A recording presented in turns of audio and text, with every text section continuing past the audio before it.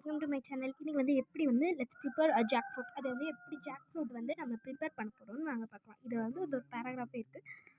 இந்த இன்ஸ்ட்ரக்ஷன்லாம் படி நீங்களே பண்ணிடலாம். ஜாக் ஃப்ரூட் இது வந்து நமக்கு பிடிச்ச ஃப்ரூட்ஸ் வந்து நம்ம எடுத்துக்கலாம். Grind 1 kilogram of fully ripened jackfruit. Cook until this thickness. Add 500 grams of sugar to it and stir well for 10 minutes.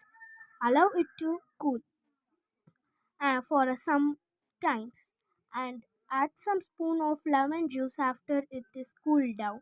Transfer into a clean and dry airtight container. Prepare jam at a school using for any fruits like a papaya, pineapple, etc. அதாவது வந்து இந்த jack ஃப்ரூட்டை வச்சு நம்ம jam பண்ணுறது easy தான். ஒரு வந்து 1 kilogram ஃபுல்லாக நம்ம வந்து ஜாக் ஃப்ரூட் எடுத்துகிட்டு அந்த ஜாக் ஃப்ரூட்டை வந்து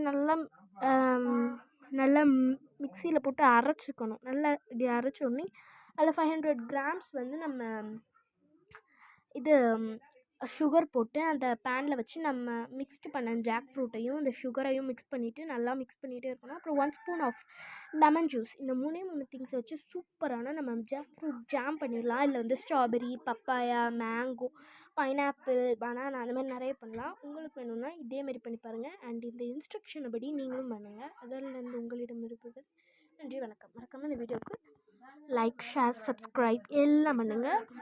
பாய்.